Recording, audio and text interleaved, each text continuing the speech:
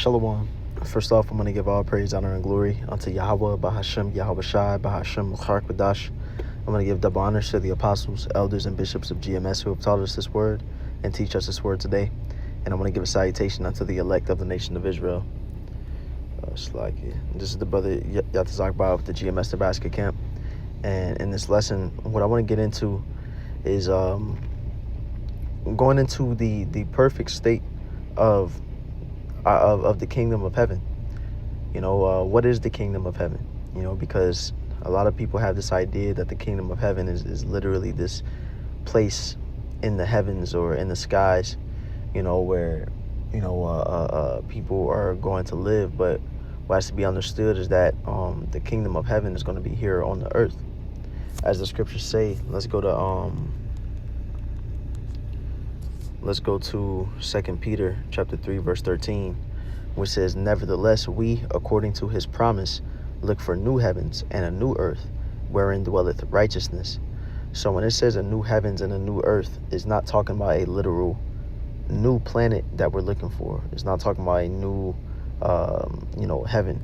Let's get into what that word new means,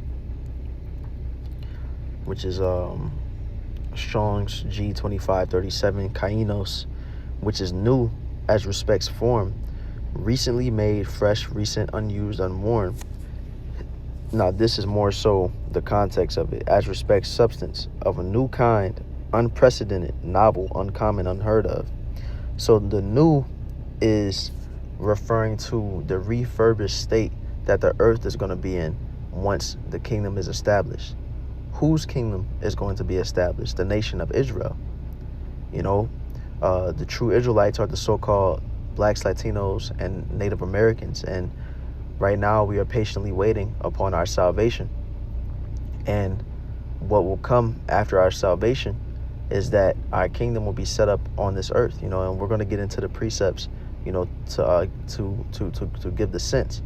But what is happening right now is that we are underneath Esau's rule. Esau is the one that's bearing rule over this earth, as the scriptures say in Job 9:24. It says the earth is given into the hand of the wicked. Now we understand the wicked to be Esau, Edom, the so-called white man. And it says he covered the faces of the judges thereof. If not, where and who is he? So basically the scripture is saying, who else could the wicked be other than Esau? He's covered the faces of the judges. He's changed the true image and how the people in the scriptures should be depicted. The Israelites, he's changed them to so-called white people when they are dark-skinned, melanated people. So that shows you who the wicked is referring to in this precept.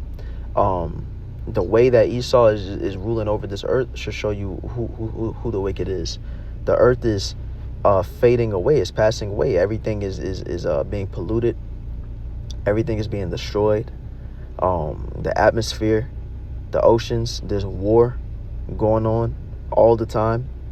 Ever since America has become a major power in this world, it has always been in a war. There's only been I want to look that up real fast. Let's see. Because let's see. How much has America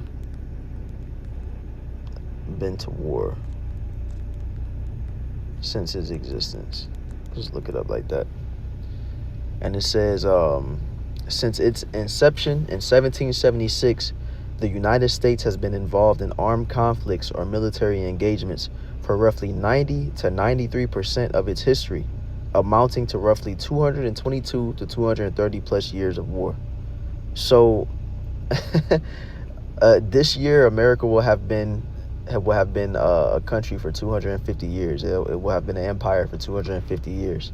And for 230 of the years that it's been a country, it's been at war. And that just shows you the nature of Esau, him being that violent man, him living by his sword. So what Esau is doing is that he is driving this earth into let's get this real fast. We're gonna get a couple precepts to describe it better than I can say it. This is Isaiah chapter 24 verse 4, which says, "The earth mourneth and fadeth away. The world languisheth and fadeth away. The hardy people of the earth do languish.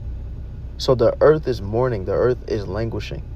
The food isn't as nutritious as it should be because of how Esau is ruining the fields and the crops, and he's cutting down all these trees, lowering the oxygen level. He got all these factories going, messing up the atmosphere. He's damn near driving different animals to extinction. People are getting sick, and this is all under his rule. And the scriptures say in Matthew chapter 24 verse 22, it says, and except those days should be shortened, there shall no flesh be saved. So what the scripture is saying is that if Esau was allowed to continue to rule, the earth would be driven into extinction. Basically, he would kill everybody. It says, but for the elect's sake those days shall be shortened. So for the elect's sake, for the earth's sake, the Lord is going to allow his creation to go on. So he's going to take Esau down out of power. So let's go back to 2 Peter 3:13, because as it says, nevertheless, so we according to his promise look for new heavens and a new earth wherein dwelleth righteousness. So while this wicked man is ruling, that's why you see all this wickedness going on all over the earth. And when us, the nation of Israel, is put back into power, and we take control over this earth, we're going to establish righteousness. And so the earth is going to be refurbished and ruled the way that it should be ruled. Everything is going to be put back in its correct state. America is going to be destroyed and never to be inhabited again. Israel is going to be destroyed and rebuilt by the heathen, and we're going to get into that. Esau is going to be put into slavery. These heathen are going to be put into slavery. And the Israelites are going to rule on top of the nations of this earth. First and foremost, ruled by Yahushua, and then King David, the 144,000. So let's get Isaiah chapter 9 verse 6, because Yahushua, our Lord and Savior, whom this world ignorantly calls Jesus Christ, he is going to be the one to establish peace on this earth. You have Trump talking about how he's the what did he call himself, the president of peace or something like that. He calls himself the peace president. He established his board of peace. But yet, he's broken the record for a president of bombing the most countries in a span of 1 year. He bombed 8 countries. He's at war constantly. Yet he's saying that he's peaceful. He's saying that he's the one that's going to establish peace. Talking about he's going to stop all these wars. He's going to establish ceasefires and peace deals amongst different people. But we see what Trump is doing.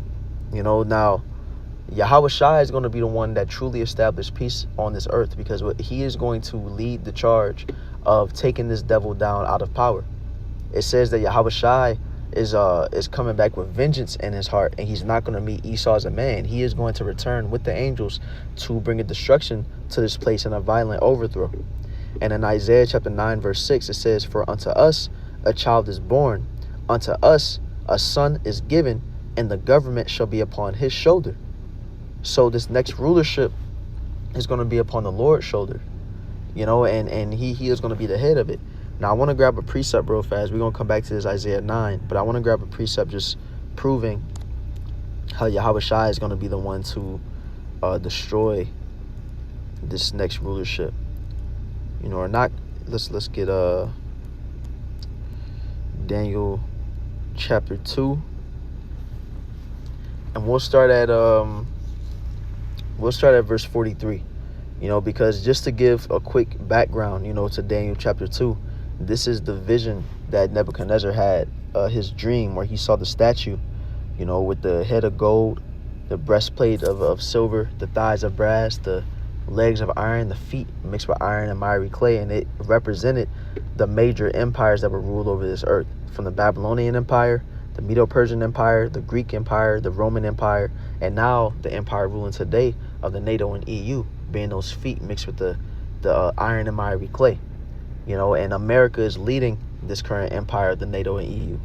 Now let's read on. It says, and whereas Daniel 2 and 43, it says, and whereas thou sawest iron mixed with miry clay, they shall mingle themselves with the seed of men, but they shall not cleave one to another. even as iron is not mixed with clay. And it's explaining that this current empire is partly strong and partly weak. And that's what we see now with NATO and EU, where you have some strong countries and some weak countries. You have France and Germany, which are stronger aspects of the EU, powerhouses within that alliance. But then you have weaker countries such as Ireland, and certain countries like it that are on the weaker side financially, militarily. But you also have the fact that even though NATO and EU are in this alliance, they are basically at odds with each other at times. Sometimes barely holding themselves together. I mean, look what America is doing. Trump talking about how he wants to take Greenland. The NATO was in a scramble for a second, because it was like Trump was about to turn the alliance against itself, and eventually that's what's going to happen, because it prophesies in Revelation chapter 17 that that the 10 horns shall hate the whore and burn her with fire. And that's talking about how NATO and EU is going to turn against America and have a part to play in this destruction, because this whether it's Trump or whoever's going to be the president at the time is going to basically make itself an enemy with these different countries, as Trump is doing right now. But let's read on. It says, and in the days of these kings shall the Most High of heaven set up a kingdom which shall never be destroyed.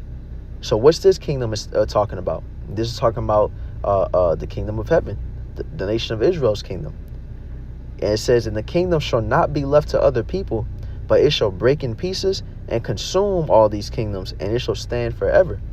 So this is a forever kingdom that is about to be established. And why is it going to last forever? Why is it never going to fall or never be a transition to another power ever again? Because this kingdom that we're about to go into is going to be established in righteousness.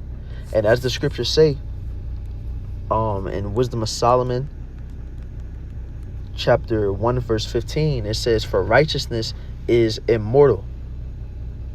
So because our kingdom is going to be ruled in righteousness, we have to understand, when we come into power, we're going to be established within the second covenant. And in the second covenant, the law is going to be written in our inward parts, which means what? That we're going to be perfect. We're never going to sin. We're never going to go off. And these current bodies that we're in right now, we can know the law, statutes, and commandments, but these bodies are imperfect. These bodies are subject to sin. This flesh makes us go off. But in that second covenant, when we receive them new bodies with righteousness in our inward parts, our minds are going to be rewritten to where sin is going to be impossible. And so we're going to do nothing but righteousness. So if we're doing nothing but righteousness, there will be no reason for us to be punished. There will be no reason for us to be taken down out of power. We're going to be doing everything in Yahweh Bahashem Yahweh Shai's image. And so if we're ruling in that 100% righteousness, well, it says righteousness is immortal. That means our kingdom is going to go on forever and ever and ever. So let's go back to Daniel 2.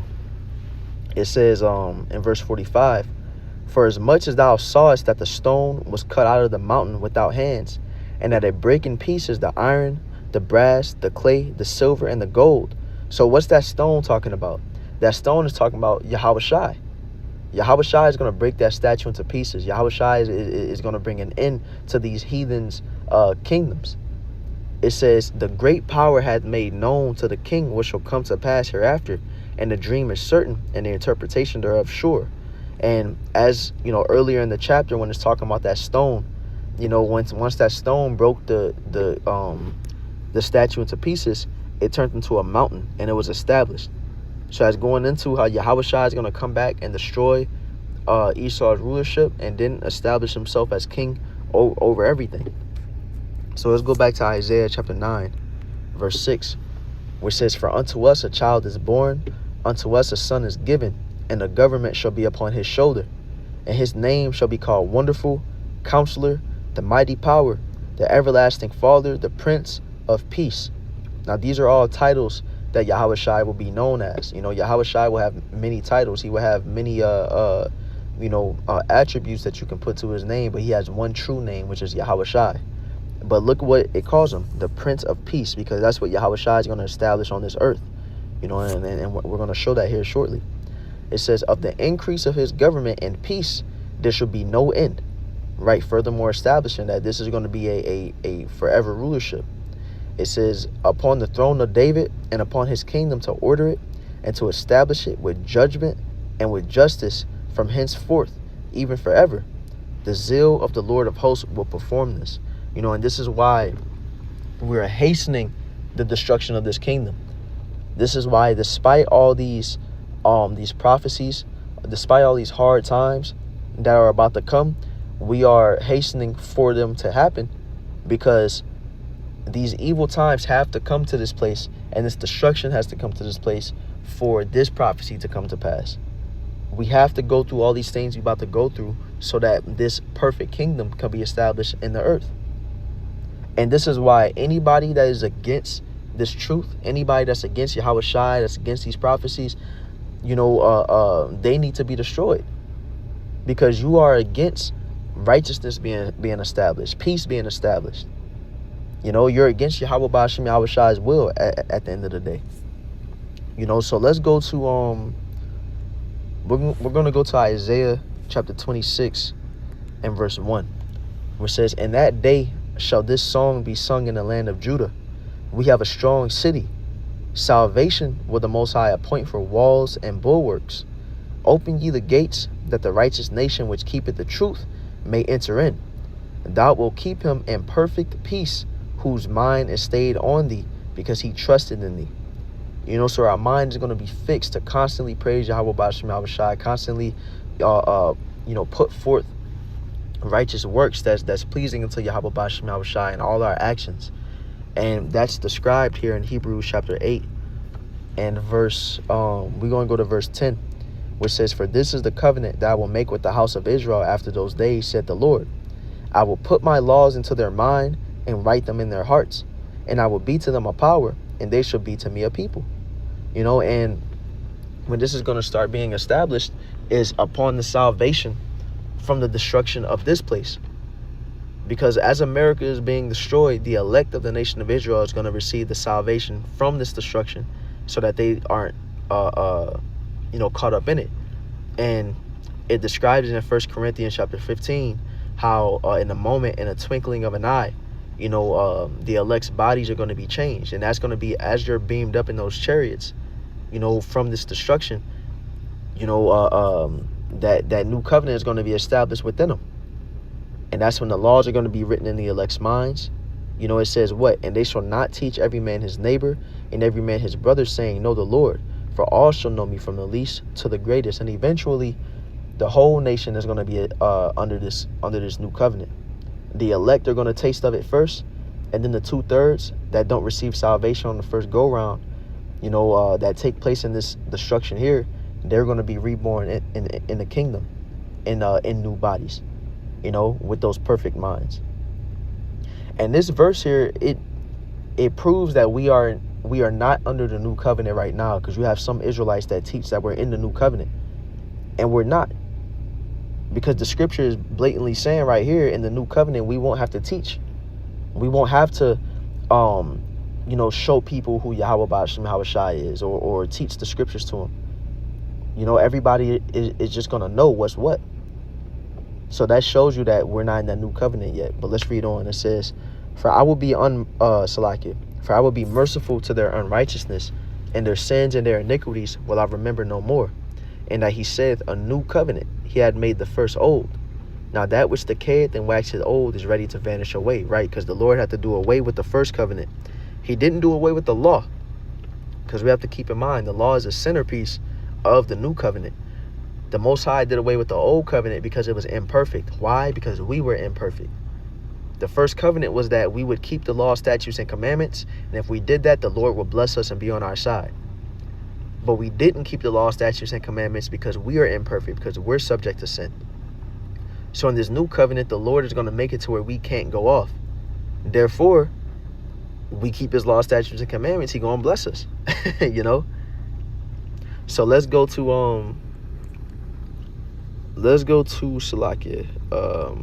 We're going to read Revelation chapter 21, verse 2. Because we're going to start getting into how this kingdom that's about to be established is going to be everything that this earth needs is going to be peace for everybody, because the heathen are going to be in captivity in our kingdom. They're going to be our servants, our slaves. They going to basically serve the role that us, the nation of Israel, have served on this side. But the thing is, even though they're going to be in that position, they're going to be glad that we're in power, because even they're going to see the perfect state that the world is in. And that's why the scriptures say in Proverbs chapter 29 verse 2, it says, when the righteous are in authority, the people rejoice, but when the wicked beareth rule, the people mourn. And people are mourning today. People got to go to work. People got to pay their bills, rent. People are stressed out. People, with this war going on, prices are going up. People don't know how they're going to make ends meet. Stressed out. People see the wickedness that's going on. People hearing about the Epstein files and, seeing the corruption of the people that's in power and protesting and doing all these different things. And you're like, man, like, this is the world that we live in. This is it.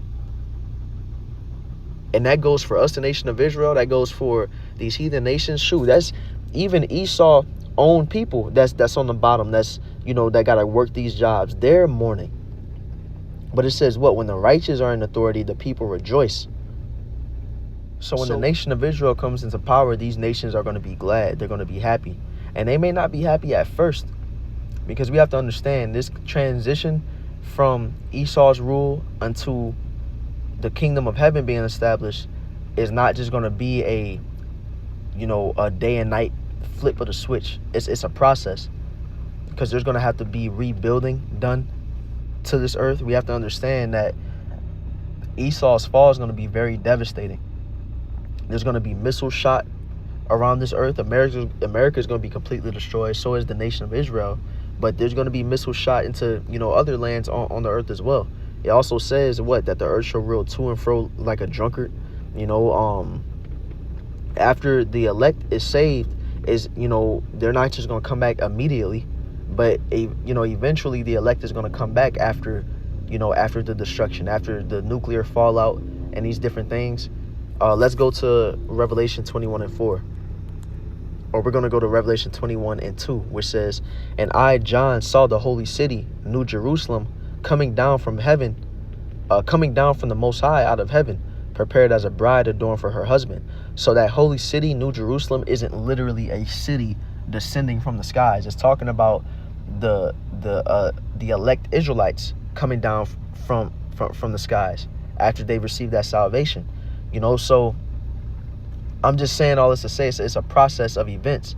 The heathen are going to have to be captured. We're going to get these elites out of their different bunkers. They doomsday bunkers. Gathering everybody up and putting them in chains. We gonna start to employ them to do their different duties and their different rebuilding tasks and things of the sort. The scriptures say that the different dead bodies from World War III, because World War III is going to be, one of the things that leads to Esau's downfall. So there's going to be a lot of death that will have happened in the earth. And the scriptures talk about how the dead bodies from that war is going to have to be cleaned up. And so at first, as these heathen go into this grueling captivity, they ain't going to be happy about it. But as time goes on, as the earth is being cleaned up, as we're whipping them into shape, getting them in order, eventually they're going to start seeing, man, these people, they need to be in power. Look at the state of the earth while they ruling, And as long as these heathen are doing what they're supposed to be doing, and what I mean by that, as long as they are keeping the law, statutes, and commandments, they're going to be all good. Because we're going to be perfect, the nation of Israel. But these heathen, they are still going to be in their regular bodies. So they're still going to be subject to going off and doing different, going off in areas. And we're going to have to whip them into shape, get them on point. But as long as these heathen doing what they're supposed to be doing, as long as they, serving Yahweh Ba'ashim Habashai, not serving they different false gods and they false religions. As long as they giving us they portion, the best of the different things that they have, and we're gonna get into the precepts, but as long as they doing what they're supposed to be doing, the heathen are gonna be in peace. So we're gonna finish this and we're gonna get a couple of precepts going into, how where the heathens stand in our kingdom. Let's get into it. This is Revelation 21:3, which says, "And I heard a great voice out of heaven saying, Behold, the tabernacle of the Most High is with men, and he will dwell with them, and they shall be his people, and the Most High himself shall be with them and be their power. And the Most High shall wipe away all tears from their eyes, and there shall be no more death, neither sorrow nor crying, neither shall there be any more pain, for the former things are passed away." So look how beautiful that sounds. No more death. That's immortality. You won't have to worry about your loved ones passing away. You won't have to worry about, and when you think about immortality, what do you think about? Death is something that's on our minds a lot on this side, because that shows us that we have limited time, we have limited opportunities. We have mortality limits you. When you are immortal, that means that you have, you're limitless. You don't have to worry about time. You don't have to worry about that stress or all you can just focus on life and living. And it says what? That there won't be no more sorrow, nor crying, no more pain. We won't have to worry about none of the different, things that was on our minds and weighing us down on this side. So I just want to finish that out, just to even more show, why we should be hastening that kingdom. Because look at the state that we're gonna be in on that side. Now, let's go to Isaiah chapter 61 and verse 4, which says, "And they shall build the old wastes, they shall raise up the former desolations, and they shall repair the waste cities, the desolations of many generations. And strangers shall stand and feed your flocks, and the sons of the alien shall be your plowmen and your vine dressers." So again, we have to keep in mind the process of the kingdom being established, because like I mentioned earlier, the land of Israel is going to be destroyed by thermonuclear fire in World War III. Now, while America will never be inhabited again, America is going to be turned into a desert. The nation of Israel, the land of Israel is going to be built back up. That is going to be basically the capital of our kingdom. That is going to be basically the inner court of our kingdom. And it says, let's get where it says that it shall build thy walls. This is Isaiah chapter 60 and verse 10, which says, "And the sons of strangers shall build up thy walls, and their kings shall minister unto thee. For in my wrath I smote thee, but in my favor have I had mercy on thee." So these heathen, they're going to be the ones that's being taxed with building our walls, with building our castles, our homes, and all the different things, and that's the thing. When we come into power, we ain't gonna have to raise our finger and do no type of manual work. Why would we? We gonna be kings, princes, and princesses. We gonna be we gonna be nobles. When do you see a noble building up some type of structure or some type of wall? No, the noble calls the shots and sends out the people who do that job for him. That's what we gonna be doing. And look at the role the heathen gonna be playing. In verse 11 it says, "Therefore thy gates shall be open continually, they shall not be shut day nor night." And why will our gates be always open? We ain't gonna have to worry about nothing. When we come into these new bodies, we gonna be superior humans on this earth. I can't even say that we'll necessarily be humans, because we gonna be on another level than all these different nations. We gonna be the top tier, the cream of the crop. We're gonna be superior, and so we gonna have powers. With that immortality, we're gonna be able to fly. We're gonna be able to teleport at super speed. All these different things. These heathen ain't gonna be able to to do nothing to us. And that's what's furthermore going to establish peace. Because the heathen ain't going, they wouldn't even fathom the idea of trying to fight against us. That's why it's a shame IUIC came out with that breakdown that after 1,000 years of Esau's captivity, he going to try to rise up and bring war against the nation of Israel. That don't even make no sense. Because the scriptures say that when we come into power, all the weapons of the earth is going to be burned. So what they going to fight us with? Their hands? But let's read on. It says, therefore thy gates shall be open continually. They shall not be shut day nor night. So why else will them gates always be open? It says here that men may bring unto thee the forces of the Gentiles, and that their kings may be brought. So let's get that word forces real fast. It says the forces of the Gentiles is going to be brought, which is Strong's H2428, Chayal, which is strength, might, efficiency, wealth, army, strength, ability, wealth. So the different riches that these heathen are going to have.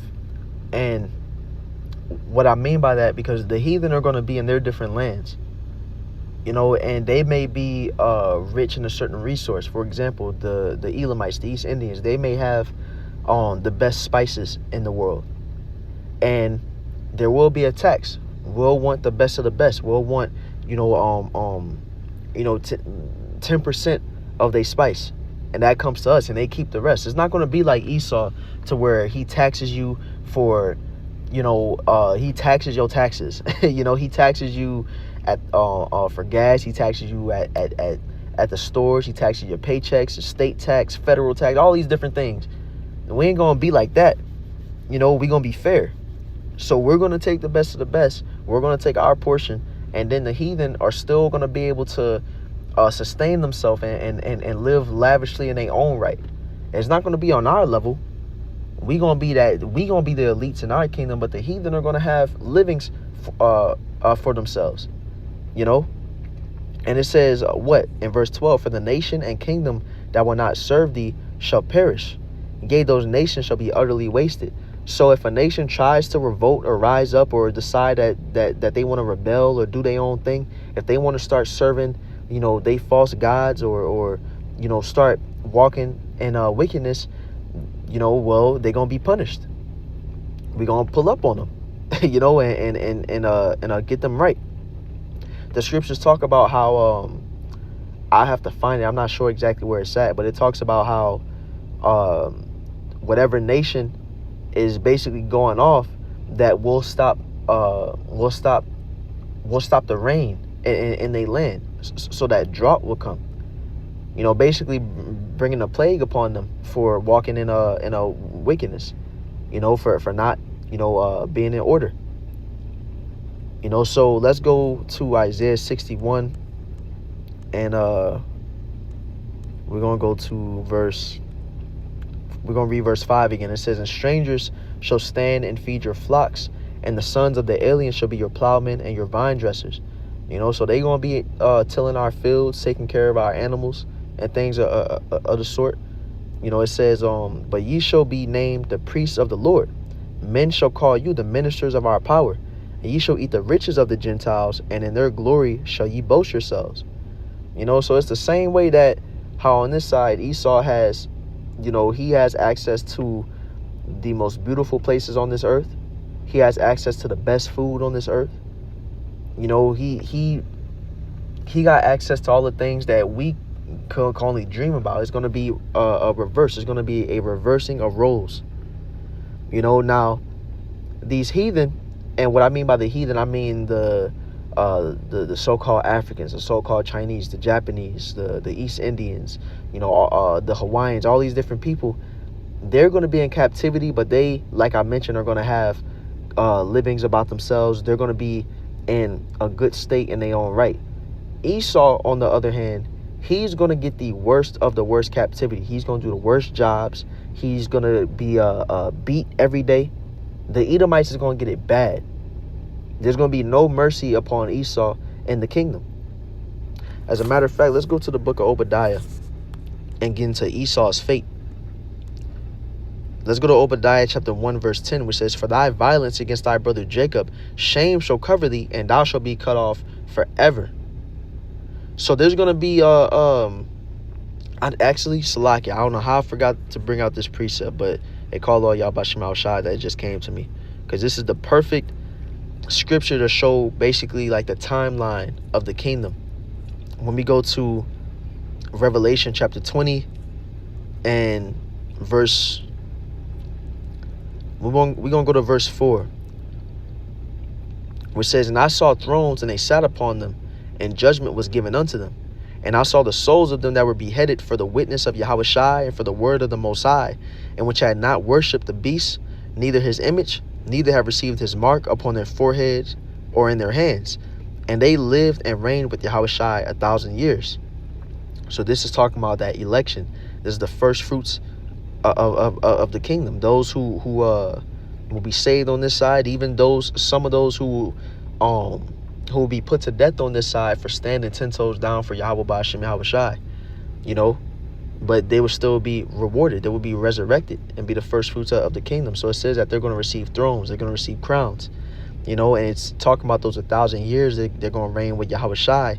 And it says, "But the rest of the dead live not again until the 1,000 years were finished." This is the first resurrection. Now, who is the dead talking about there? It's talking about the heathen. And it says that they live not again until the 1,000 years were finished. So in that first 1,000 years, the heathen are going to be, this is going to be the process of the heathen rebuilding. This is going to be the process of them getting in order. Because these different nations, other than Esau, ain't going to get off easy. They're going to have a hardcore bondage to go through as well. Because they did wickedness against the nation of Israel. They committed violence against us. They reaped of our downfall. But through this process of those 1,000 years, by the end of those 1,000 years, when it says that they will live again, that's that transition to where they still going to be servants under us, but they're going to receive a little bit more favor. They're going to receive a little, our hand is going to be taken off them a little bit. They're going to receive a bit of, you could say they're going to have their own countries and lands, but they still going to be vassal to us, if that makes sense. Now Esau, on the other hand, after those 1,000 years, while the other heathen nations are going to receive that, Esau is going to be completely wiped off the face of this earth. And that's why it says in Obadiah 1 and 10 that he should be cut off forever. When we go to Obadiah verse 18, it says, "And the house of Jacob shall be a fire, and the house of Joseph a flame, and the house of Esau for stubble. And they shall kindle in them and devour them, and there shall not be any remaining of the house of Esau, for the Lord had spoken it." So Esau is going to be wiped away after him 1,000 years. His nation is going to cease to exist in this earth. So I had to make that clear, because even though this is going to be a peaceful kingdom that's set up, this is going to be a perfect kingdom, Esau ain't going to be able to reap no type of benefit from it. His only rest is going to be on the Sabbath in the kingdom. He's going to be looking forward to the Sabbath. He's going to be happy when that comes. But them other 6 days is going to be hell for him. It's going to be hell for the nation. So let's go to we're going to go to Isaiah chapter 2, and this will probably be the last precept, if the Spirit permit. Isaiah chapter 2 and verse 2, it says, "And it shall come to pass in the last days that the mountain of the Lord's house shall be established in the top of the mountains, and shall be exalted above the hills, and all nations shall flow unto it." So we're going to have the top rulership. We're going to be the rulership in the earth. It says, "And many people shall go and say, Come ye, and let us go up to the mountain of the Lord." So as I'm reading this precept, it should show that this prophecy hasn't came to pass yet. It should show you that them Israelis that's over there in the land of Israel are frauds. They're fakes, because they haven't fulfilled this prophecy. They say that they fulfill prophecy of returning to the land, but we don't see all the nations of the earth flowing unto them. We don't see all the nations saying, "Hey, let's go over there." As a matter of fact, people look at them as the scum of the earth right now. They're being as the scriptures say, how does it go? They're shameful spewing on their glory. That's the prophecy that they're fulfilling. So let's read more into this. It says, and many people shall go and say, come ye, and let us go up to the mountain of the Lord, to the house of the power of Jacob, and he will teach us of his ways, and we will walk in his paths. For out of Zion shall go forth the law, and the word of the Lord from Jerusalem. So what's going to happen when the true nation of Israel takes the kingdom is that we're going to be teaching these nations our laws. We're going to be teaching them how to serve Yahweh, or how to please Yahweh Ba'ashem Yahweh Shai. You know, and they're going to be coming unto us to learn of our ways. You know, it says in verse 4, and he shall judge among the nations, and shall rebuke many people, and they shall beat their swords into plowshares, and their spears into pruning hooks. Nation shall not lift up sword against nation, neither shall they learn war any more. So there's going to be no more fighting, no more, nation rising up against another. What does it say? It says that swords are going to be turned to plowshares, spears into pruning hooks. That's weapons of war being turned into tools of agriculture, which is representative of peace. There's going to be no reason for these nations to be fighting each other. Because why are these nations fighting today? They fighting for resources. They fighting for land. They fighting for power.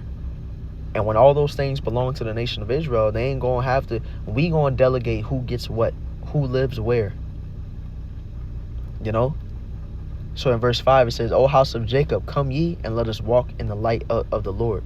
So this is what we waiting upon, our perfect kingdom, our utopia, as you can say. You know, this is why we hasten the day. This is why we're looking for this wicked kingdom to be destroyed, because this will be the last precept. In 2nd Ezra chapter 4 and verse 28, verse 29, it says, if therefore that which is sown be not turned upside down, and if the place where the evil is sown pass not away, then cannot it come that is sown with good. So until this kingdom is destroyed, then we still have to wait upon our kingdom. So, we should be praying unto Yahweh Ba'ashem Yahweh Shai daily, that Yahweh Shai returns soon to bring this destruction, that our kingdom be established, that Esau be taken down. So Lord willing, this lesson was edifying. Once again, I want to give all praise, honor, and glory unto Yahweh Ba'ashem Yahweh Shai Ba'ashem L'char Kodash. I want to give double honors to the apostles and elders of GMS, and a salutation unto the elect. Shalom.